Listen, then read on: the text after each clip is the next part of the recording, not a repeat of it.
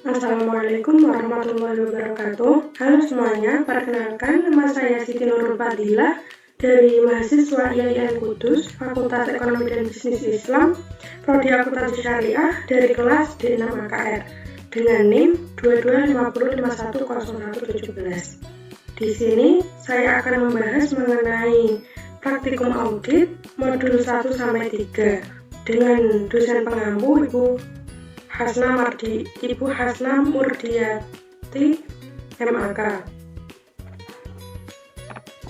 Langsung saja, ini mulai dari modul 1 ya. Yang pertama saya menampilkan dari hasil jawaban saya.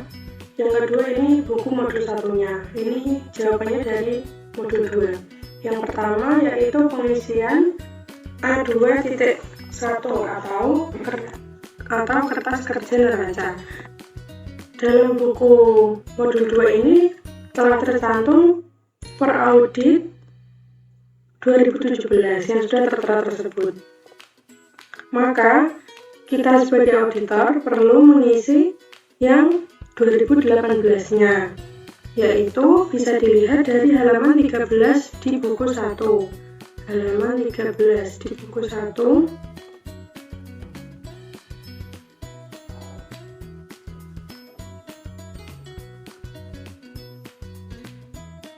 Nah ini, mulai dari ini ya, nanti dimasukkan ke dalam modul 2 yang mulai dari aset lancar dimasukkan pada aset lancar sampai dengan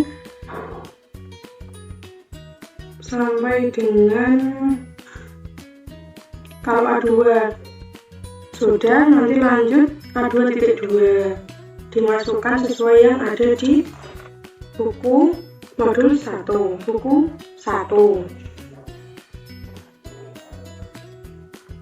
Setelah itu jangan lupa dicek karena kita sebagai auditor kita perlu untuk meng-cross-check ulang perhitungan-perhitungan yang telah kita masukkan. Misal kita memasukkan aset lancar nih, aset lancar sudah kita masukkan, nanti total aset lancar kita hitung ulang manual. Jadi kita bisa tahu dari laporan yang ini itu sama atau tidak dengan yang kita kerjakan, benar atau tidak gitu. Oke, lanjut. Setelah mengisi kertas kerja neraca, langsung ke laba rugi. Melanjutkan ke laba rugi sama memasukkan yang 2018. Ini ya, 2018 dimasukkan ke buku 2. Dan jangan lupa di cross-check untuk penghitungannya.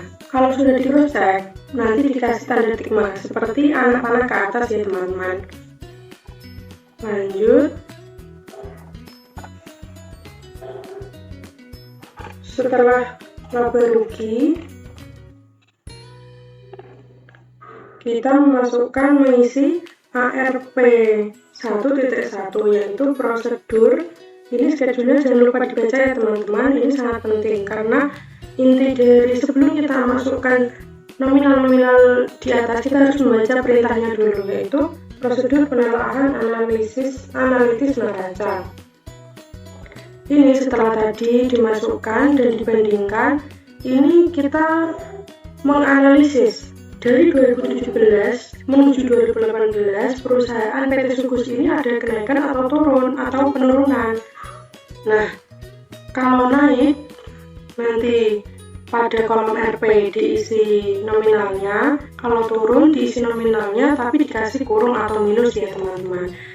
Untuk persenannya nanti diisi dengan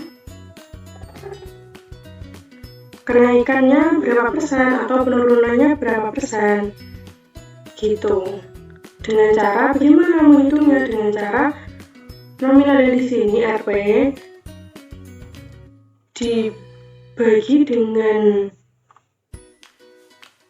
ini dikali 100%. Nanti ketemunya dimasukkan ke dalam Excel tersebut.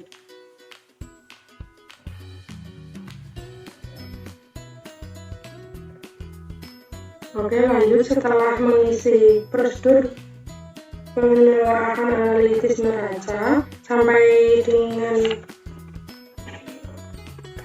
setelah neraca tadi memasukkan laba rugi. Laba rugi pun sama, kita menganalisis kenaikan ataupun penurunan dari 2017 PT Sugus menuju 2018 PT Sugus dengan memasukkan mutasinya atau kenaikannya dan juga memasukkan prosentasenya, naik berapa persen, turun berapa persen, tetap dicantumkan.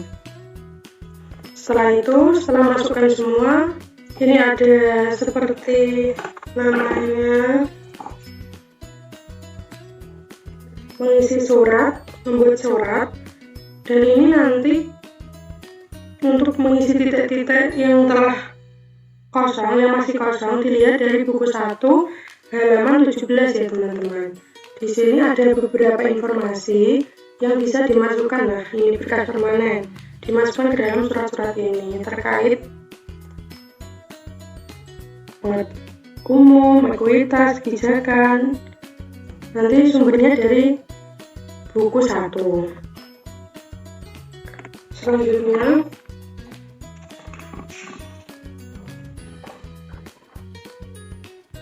termasuk dengan neraca-neraca ini berasal dari neraca tadi yang sudah kita buat. Jadi hasil yang tadi telah kita susun dari ada yang 2017, ada yang 2018, kita nanti rekap masukkan ke suratnya tadi.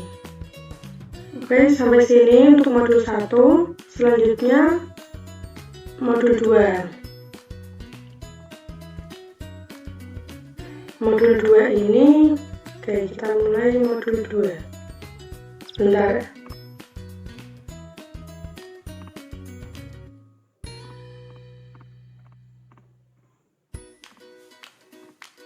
Modul 2. Modul 2 ini kalau di buku 2 itu menghitungnya dari TOC 1, yaitu halaman TOC 1 itu, jadi isinya itu kalau modul 2 dari belakang ya teman-teman, dari halaman 41 itu ada TOC 1, nanti mengisinya dari belakang menuju ke depan. Itu kalau di buku 2 praktikum audit yang edisi 4. Oke, mari kita bahas untuk yang modul 2.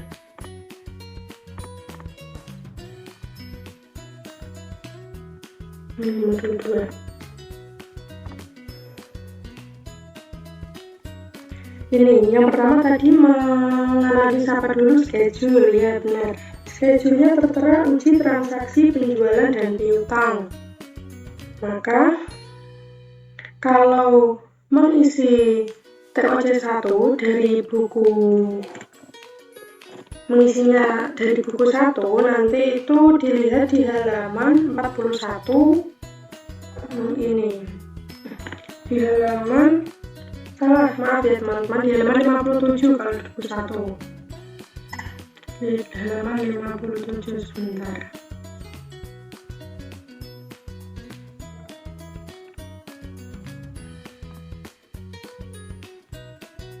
Nah, ini perintahnya kan uji transaksi penjualan dan piutang. Berarti nanti memasukkan transaksi ini yang untuk keperluan uji pisah dari transaksi penjualan, dipilih 5 transaksi belum dan setelah tanggal 31 Desember 2018. Nah, untuk TOC 1 ini nanti mengisinya hanya 2018 saja, hanya transaksi 2018 saja. Untuk 2019 tidak dimasukkan dalam TOC 1. Masukkan mulai kolom pertama, kolom tanggal, berarti tanggal fakturnya dimasukkan, nomor faktur juga dimasukkan, tinggal dimasukkan, terus nama pelanggannya juga dimasukkan, jumlahnya juga, nomor surat jalan itu tadi di depan ya teman-teman. Ingat ya teman-teman, untuk yang TOC 1 ini mengisinya hanya 2018 saja. Untuk setelah kolom jumlah sudah terisi, bukti pendukung ini kita anggap sudah lengkap semua. Biasanya dicek di buku 1, ini kita anggap sudah ada semua. Oh maaf teman-teman, kalau bukti pendukung ini dicek di dokumen di halaman ini di belakangnya. Di sini nanti tertera surat jalannya, tertera kalau ada bukti pendukungnya berarti di checklist, kalau tidak ya disilang. Selanjutnya otoritasi ini mengecekkan tanda tangan. Kalau semua bukti udah ada tanda tangannya berarti di checklist semua. Kalau voting yaitu pengecekan perkalian.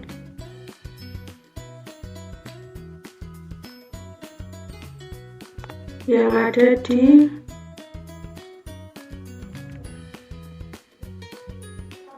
teman-teman.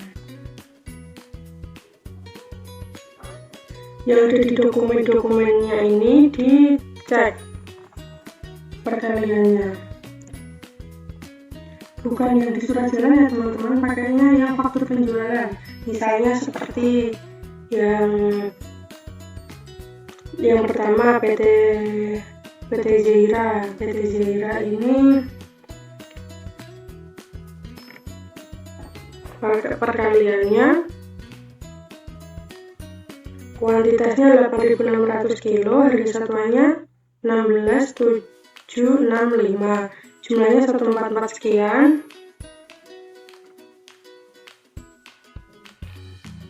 PPN-nya di sini tertera 1 dengan PPN 10% tertera 14.418.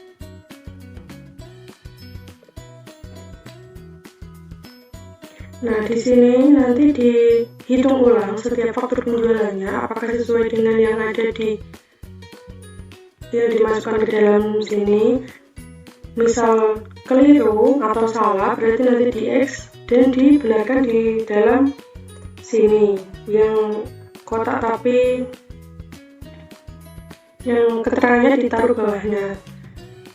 Ternyata PT Zeira ini salah dalam menjumlahkan kuantitas dikali harga satuan. Mereka menghitung dengan nominal 144.181.818 itu hasilnya. Padahal yang benar itu 8.600 dikali 16.765 sama dengan 144.179. Otomatis PPN-nya juga salah dan totalnya juga salah, nanti dimasukkan di sini dan dibenarkan. Sebenarnya ini sudah saya isi, tapi mohon maaf karena ini di scan jadi nggak terlalu kelihatan ya. Mohon maaf ya. Nanti kalian bisa cek sendiri. Untuk selanjutnya Forbok INC ini sudah benar, setelah saya periksa sudah benar. PT Krakatau juga benar, Royal INC juga benar, PT Sejahtera juga benar. Jadi yang di X cuma votingnya bagian PT Zeira karena tadi keliru mencatat yang penjumlahannya. Untuk periksa pencatatan kita anggap sudah lengkap semua, jadi dicek semua ya teman-teman. Lanjut dari TLC 1 ke PL 1.1. Kita baca schedule-nya dulu teman-teman, yaitu uji pisah batas penjualan. Dari yang halaman buku 1. Nah, ini.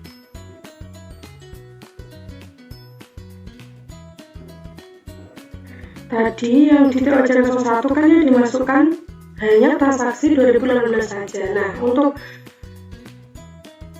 uji pisah batas penjualan ini PL1.1 semua transaksi semua dalam periode 18 maupun 2019 tetap dimasukkan. Ini bisa dimasukkan tanggalnya, bisa dimasukkan nomor fakturnya juga, surat penjualannya juga, nama pelanggannya tinggal disalin, ini semua sudah dimasukkan. Nah, untuk tanggal pencatatan, karena ini kita bahas 2018, otomatis yang 2018 belum diproses. Jadi yang transaksi 2019 kita strip dulu. Yang diisi tanggal pencatatan hanya 2018.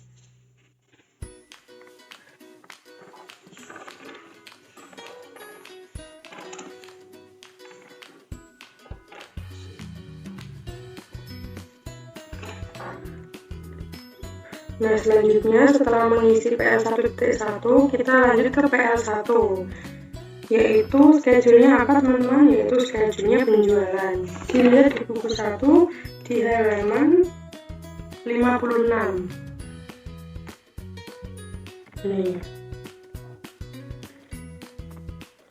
Nah, ini menjurnal ya teman-teman. Berdasarkan hasil pemeriksaan vouching atas jurnal penjualan ditemukan hal berikut. Yang pertama, pesanan dari PT Krakatau atas penjualan pada tanggal 28 bulan 12 2018 sebesar 11 juta barang telah diserahkan ke pelanggan dan tercatat 2 kali. Maka jurnalnya apa teman-teman?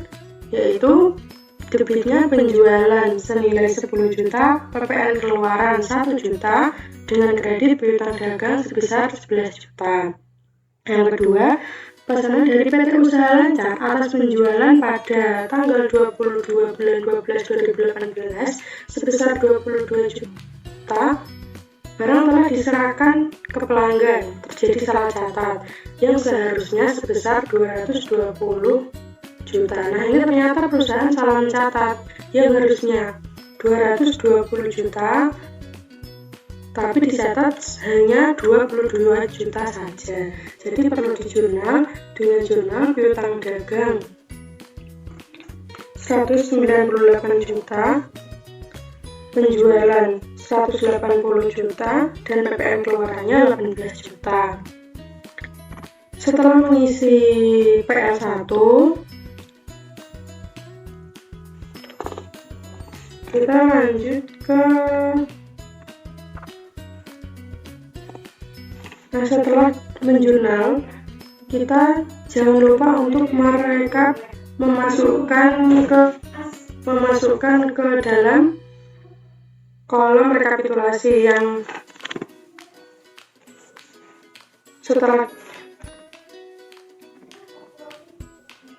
sebelumnya pada PL1 dimasukkan ke dalam rekapan.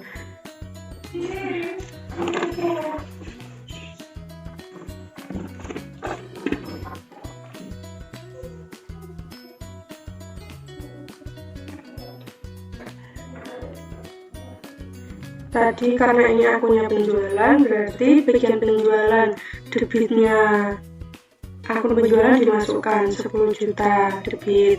Jurnal kedua ada akun penjualan dimasukkan pada kredit 180 juta, lalu di total.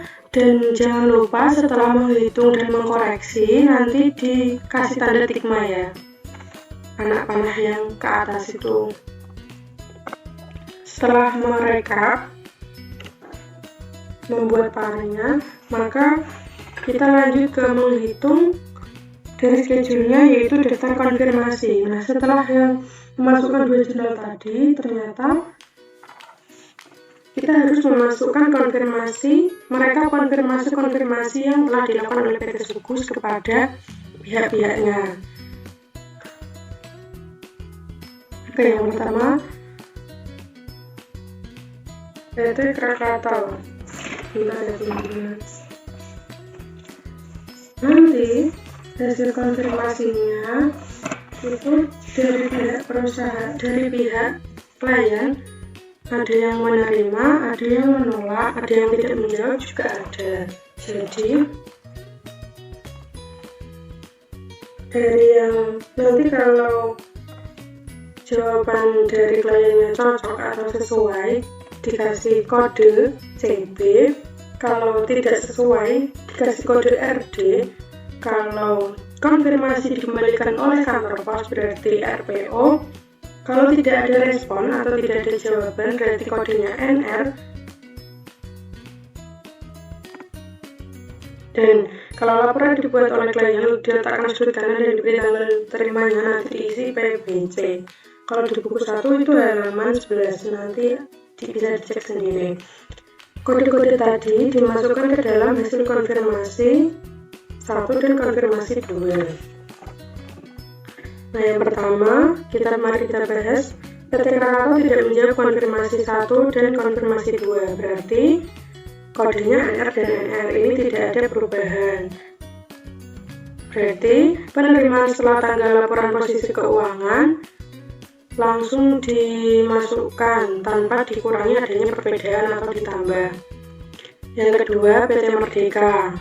PT Merdeka ini menjawab jawaban yang konfirmasi pertama, ternyata itu jawabannya tidak cocok dan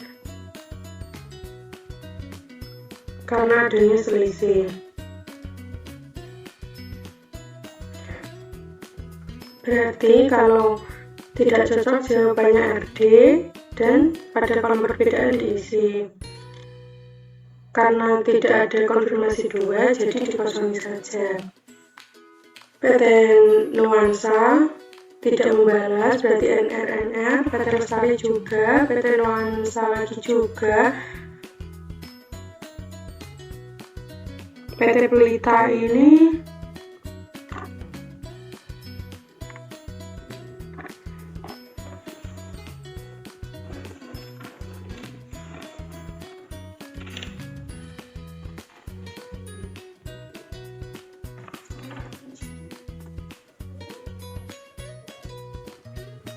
PT Pelita hasil konfirmasi 1 juga. Mari kita baca tidak menjawab dan kedua setuju. Selanjutnya PT Sejahtera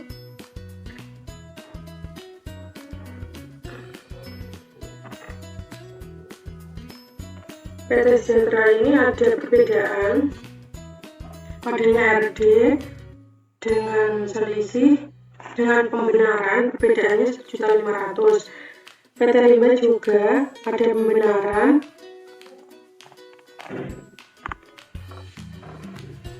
yaitu 1.500.000. PT Tempo pembenarannya 11 juta. PT Tempo pembenarannya 15 juta. Dan yang lainnya nanti dimasukkan ke dalam sini. Lalu setelah perbedaannya dimasukkan, ada perbedaan 1, perbedaan 2, nanti di penerimaan setelah tanggal kita rekap, kita jumlahkan.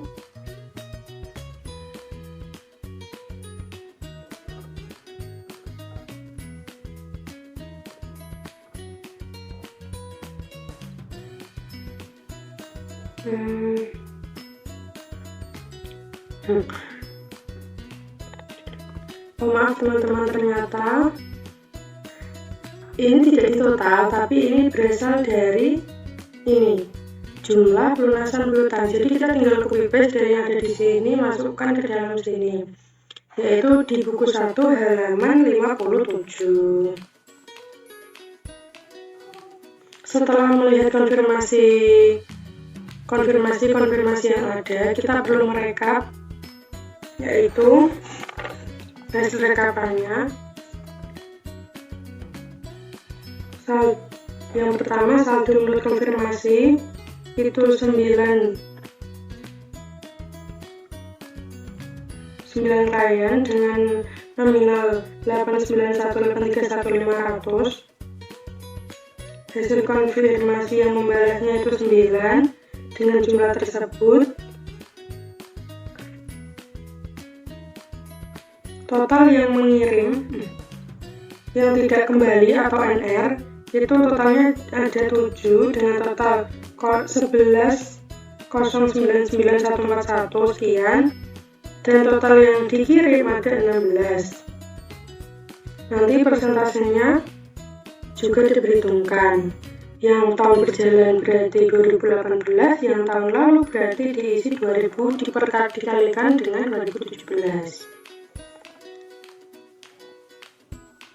Nah, tadi menemukan perbedaan-perbedaan yang ada dalam EE. Maka perlu dibuat penyesuaian. Yang pertama itu ada penyesuaian yang pertama itu Perusahaan belum mencatat penerimaan piutang PT Wahana. PT Wahana, mari kita lihat. PT Wahana ini ya, belum dicatat. Maka jurnalnya kas pada piutang usaha. Nah, untuk pencatatan jurnal ini teman-teman, kita sangat memperhatikan schedule. Kalau schedule-nya piutang usaha, maka setiap jurnal yang ada di sini, salah satu akunnya harus ada piutang usaha. Jadi kita hanya perlu memikirkan satu sisi yang lain. Misal ini, piutang usaha masuk di kredit, jadi kita hanya perlu memikirkan debitnya apa. Berarti ini pencatatan atas penerimaan kas pada piutang usaha senilai 1.500.000. Yang kedua, PT Sejahtera pada nomor 9 ini tidak menjawab. Berarti piutang usahanya di debit atau di kredit teman-teman? Ya, di kredit. Debitnya penjualan 20 juta, PPN keluaran 2 juta. Tanggal 11, piutang usaha PT Zebra pada piutang usaha PT Lestari. Itu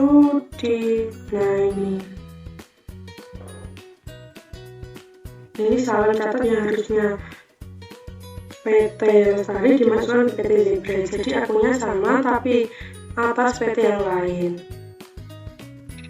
Selanjutnya yang nomor 12, perusahaan belum mencatat piutang PT Zeira. Ini belum, berarti jurnalnya yang seperti yang pertama, kas pada piutang usaha. Tanggal 13, nomor 13 maaf teman-teman, tidak menjawab informasi sudah pilot. Berarti ini penghapusan piutang langsung. Kalau penghapusan piutang berarti piutang usahanya di kredit, yang debitnya piutang tak tertagih senilai 11 juta. Yang terakhir yaitu yang tanggal 12 tadi, perusahaan belum mencatat penerimaan piutang dari PT Tempo yang dibawa kabur oleh salesman PT Sugus. Jurnalnya piutang lain-lain pada piutang usaha senilai 15 juta. Sebentar ya teman-teman, ini baterainya habis, mau ambil charger dulu.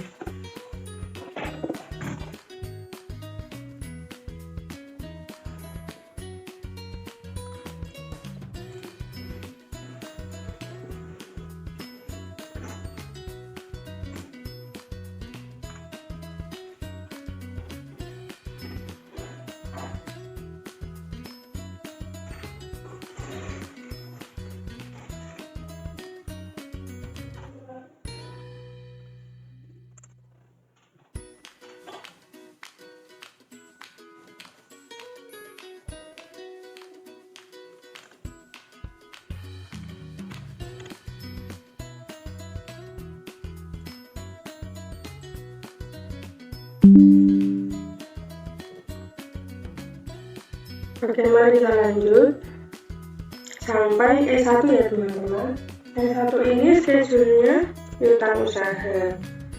Nah, seperti yang di atas tadi, setelah menjurnal, jangan lupa merekapnya, memasukkan ke dalam penghitungan pakai ini. Yang debit dimasukkan debit, yang kredit dimasukkan ke dalam kredit. Kalau dengan debit berarti dikurang, tapi kalau dengan kredit berarti ditambah.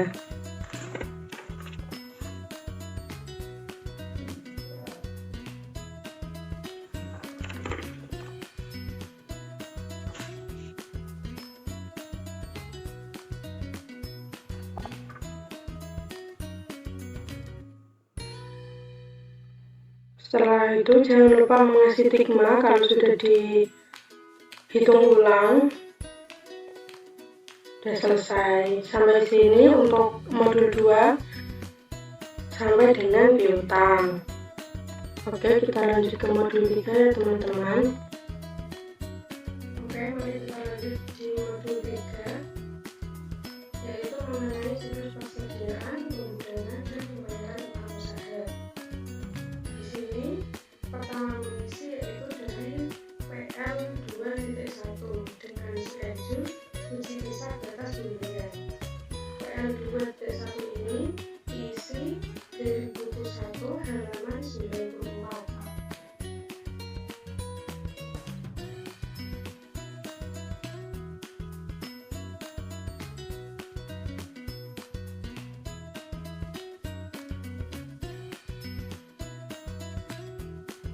pada halaman 94 tertera nama-nama klien yang bekerja dengan PT Subus, yaitu dari 2018 sampai 2019.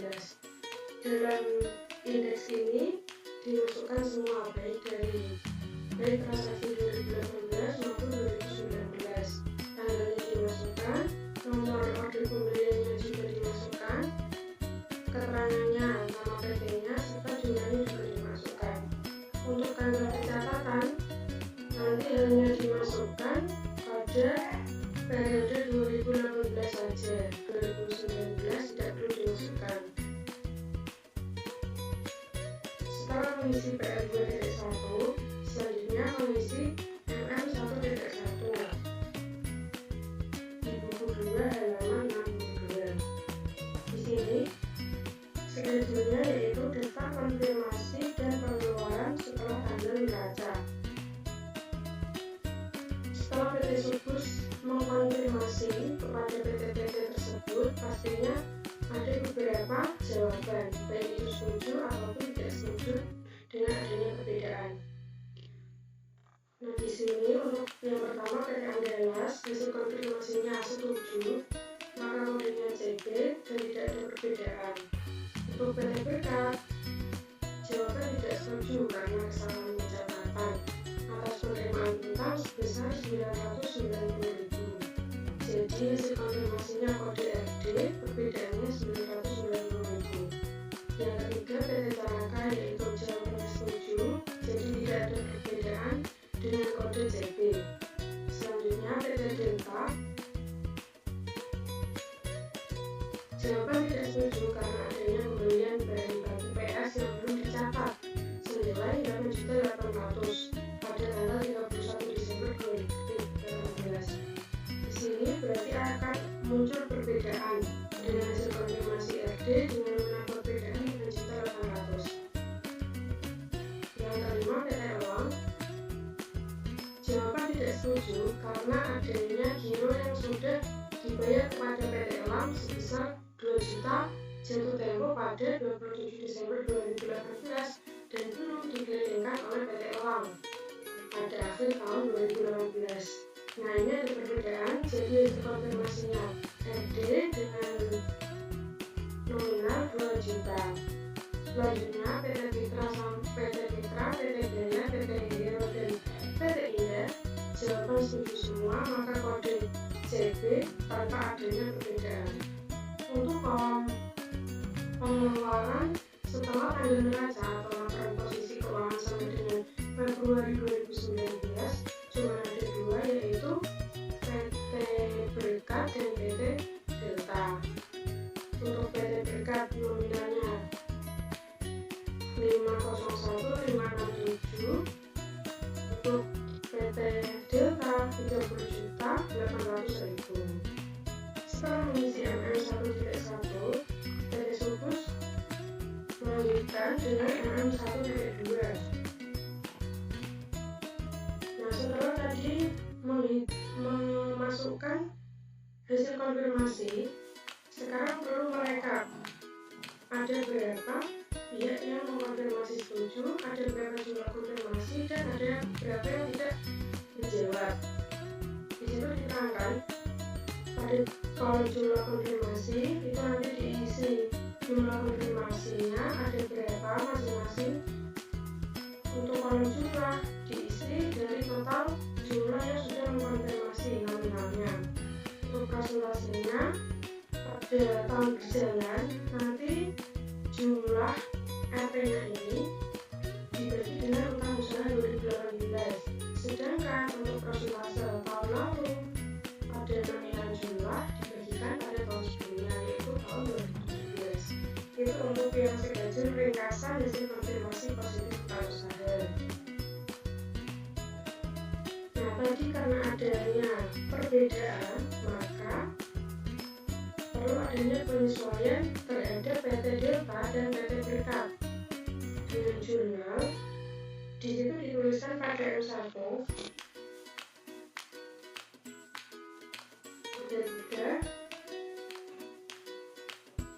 Kalau di buku 1 halaman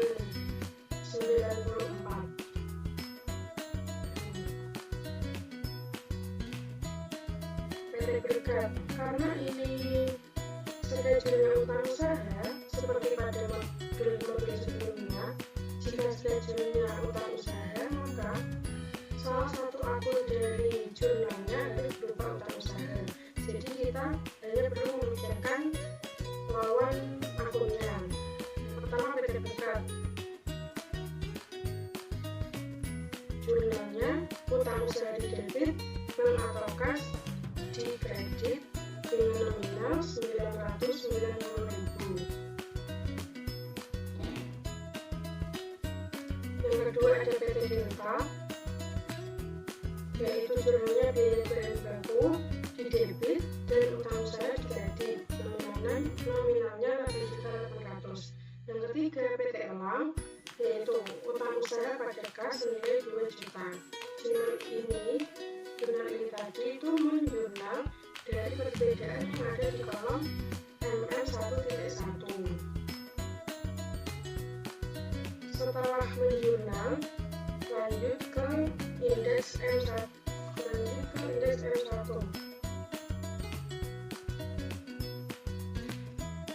Memasukkan jurnal tadi kepada pare. Utang usaha pada PT Berkat tadi di debit, berarti dimasukkan senilai 990.000, kemudian di PT Delta di kredit senilai 8.800.000, kemudian pada PT Elang masuknya di debit 2 juta. Nah, untuk per audit 31 Desember 2018 ini menjumlahkan dari 31 Desember 2018 per klien ini ditambah dengan adanya perubahan. Jika debit berarti dikurangi, jika kredit berarti menambah. Dan hasilnya seperti ini, ketemunya 1711659.100. Setelah dihitung, jangan lupa dikasih tanda timbang agar untuk mempermudah dalam pemeriksaan. Selanjutnya yaitu mengisi kolom TOC 3.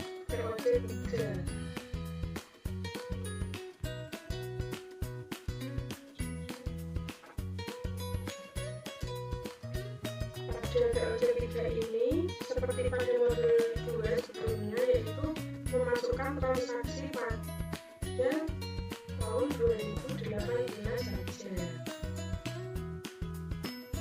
Dimasukkan tanggal order pembeliannya, dimasukkan nomornya juga, nomor pelanggan yang 2018 juga dimasukkan, jumlah yang ada di buku 1 juga dimasukkan. Nah, untuk bukti pendukung nanti kita melihatnya di dokumen-dokumen yang tersedia. Nah, ini di buku 1 mulai dari halaman 98 itu di dokumen-dokumen. Tapi karena ini uji transaksi pembelian, maka dokumen-dokumen yang digunakan hanyalah order pembelian saja. Jadi nanti mengeceknya hanya pada dokumen order pembelian, tidak pada dokumen surat permintaan ke yang lainnya. Itu kalau bukti pendukung. Setelah kita cek ternyata semua ada bukti pendukungnya, maka semuanya di checklist. Yang kedua ini otorisasi atau tanda tangan. Pada order pembelian tadi, apakah sudah tertera tanda tangannya? Jika sudah maka di checklist, jika belum maka disilang. Nah, untuk yang kolom footing ini cek perhitungan. Jadi pada dokumen order pembelian ini kan ada perhitungannya, kita hitung ulang. Terkadang juga ada yang salah seperti di modul 2, jadi kita perlu adanya kebenaran. Nah, setelah dihitung, ini pada PT Delta ternyata mengalami kesalahan, maka diberi tanda silang.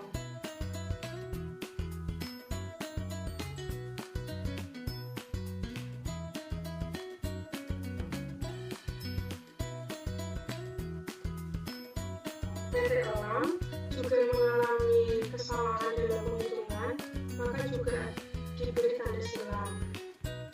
PT Fitra juga mengalami kesalahan dalam penghitungan pembelian, maka juga diberi juga diberi tanda silang. PT Hero juga mengalami kesalahan, serta sama diberi tanda silang. Yang terakhir PT Indah, ini ada pembeliannya benar, jadi tidak perlu ada pembenaran. Dan di checklist. Untuk pembenaran tadi dapat ditulis di kolom bawahnya, yang tidak ada garisnya langsung lurus, itu diberi keterangan perhitungannya.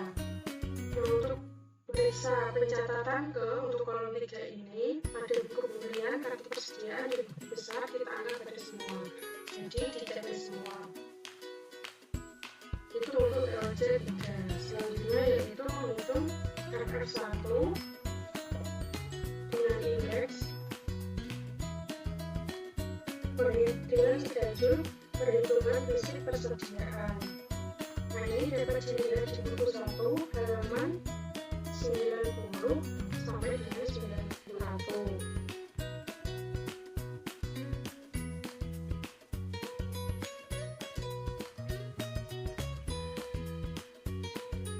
Di sini ada data yang menunjukkan kuantitas satuan menurut kartu persediaan per unit dan kuantitas satuan menurut perhitungan fisik persediaan. Tinggal dimasukkan pada kolom FR1 ini, fisik dimasukkan ke dalam kolom fisik, yang kartu dimasukkan pada kolom kartu. Untuk kolom perbedaan ini diisi dari hasil selisih antara perbedaan fisik dan kartu. Apabila ada perbedaan, maka ditulis perbedaannya.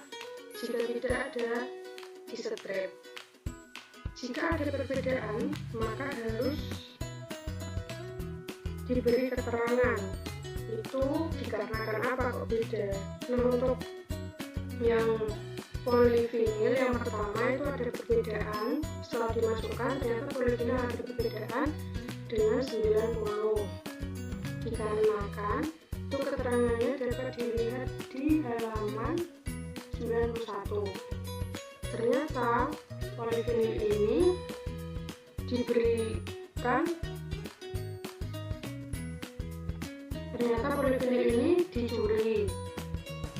Nah, yang kedua, carton box perbedaannya 10 karena terkena banjir.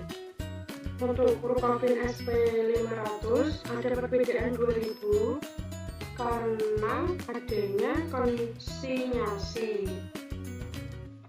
Nah, itu untuk mengisi FR1. Selanjutnya, perbedaan-perbedaan tadi setelah diberi keterangan, kita harus mengisi F3. Kita lanjut dengan akun persediaan dengan schedule persediaan bahan baku.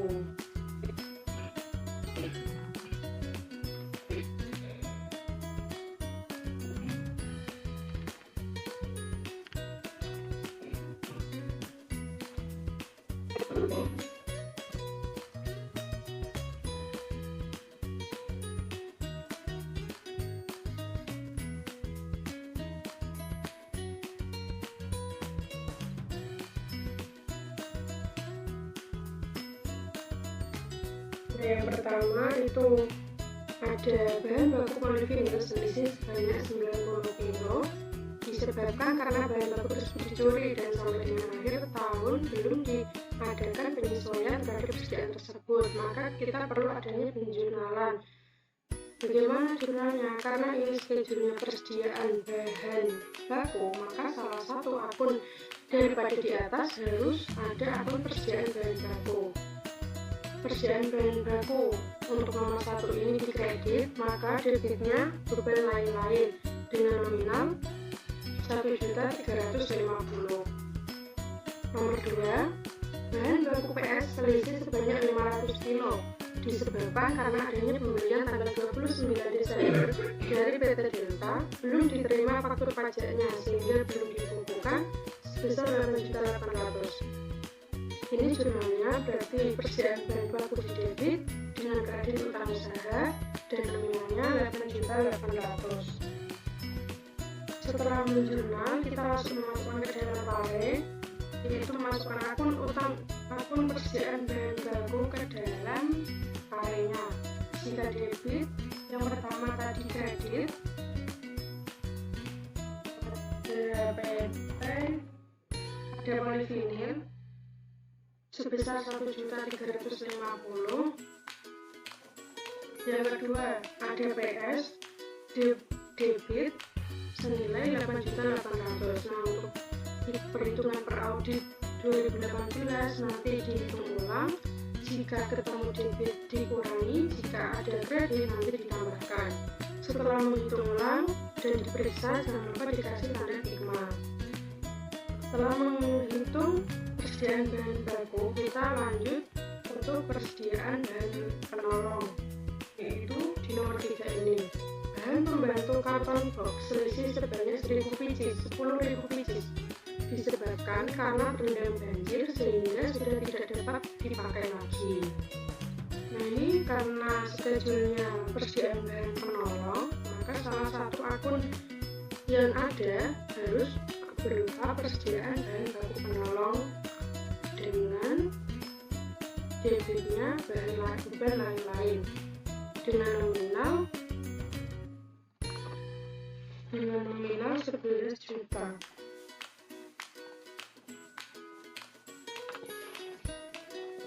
Nominal 11 juta. Setelah karena hanya itu bahan penolongnya jadi cuma satu,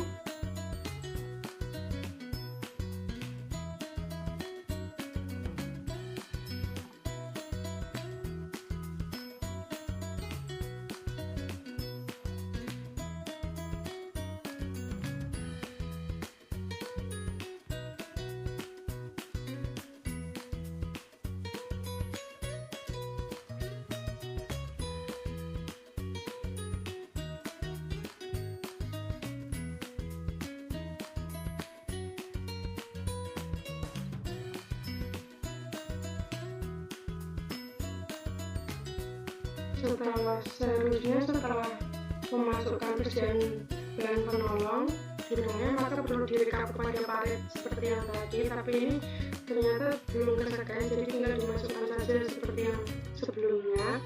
Untuk ketemu debit maka perlu dikurangi, jika kredit maka ditambah, dan setelah mengoreksi dan menghitung ulang nanti diberi tanda tikma. Setelah itu ada schedule persediaan barang jadi dengan indeks F1.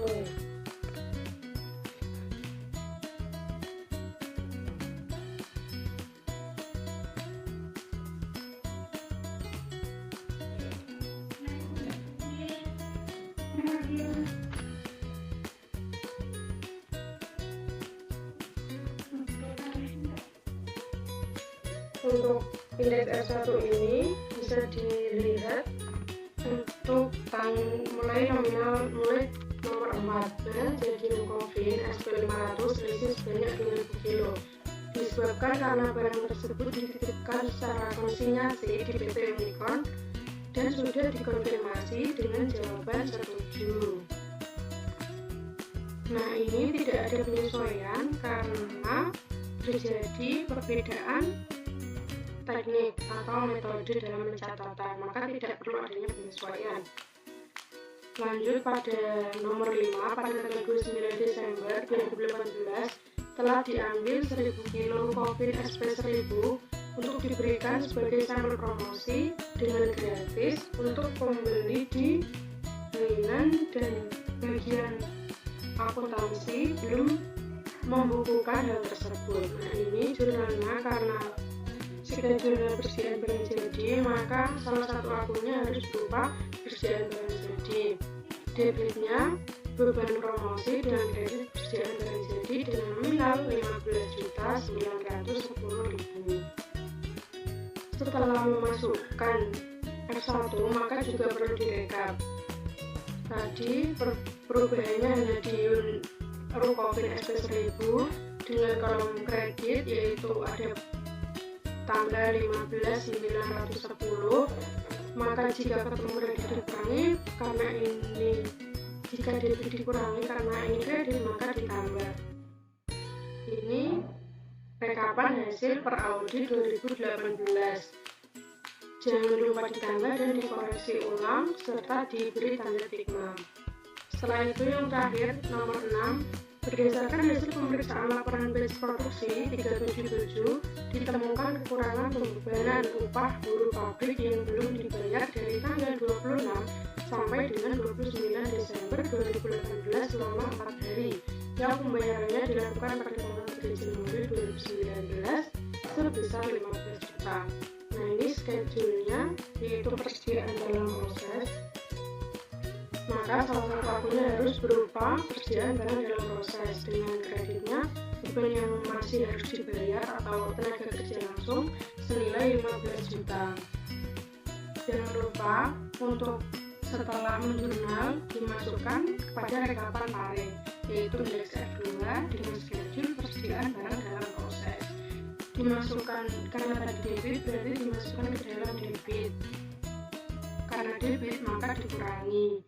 Yang per klien 2018 nanti dikurangi kredit dan dikurangi debit dan ditambah kredit, maka hasilnya nanti diletakkan pada per audit 2018. Nah, setelah merekap memasukkan tarikh persediaan yang ada dalam terkait indeks F, schedule persediaan, nah ini tuh memasukkan semua akun persediaan, baik persediaan barang jadi, persediaan barang dalam proses, persediaan bahan baku, serta persediaan bahan penolong.